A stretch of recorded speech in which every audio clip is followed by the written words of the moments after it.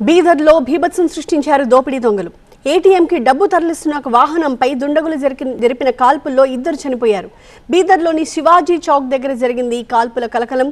బైక్పై వచ్చిన దుండగులు 5 రౌండ్ల కాల్పులు జరిపి మనీ బాక్స్తో పారిపోయారు.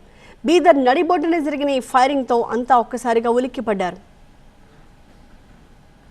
సిఎంఎస్ ఏజెన్సీకి చెందిన సిబ్బంది తమ సెక్యూరిటీ వాహనంలో డబ్బు తీసుకొచ్చారు.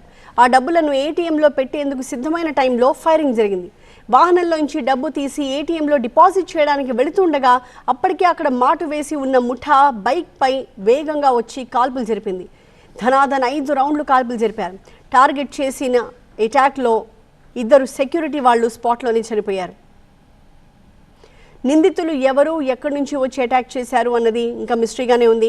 చుట్టుపక్కల ప్రాంతాల్లో ఉన్న సీసీ ఫుటేజ్ ఆధారంగా నిందితులు ఎటువైపు పరారయ్యారో కనిపెట్టడానికి ట్రై చేస్తున్నారు పోలీసులు.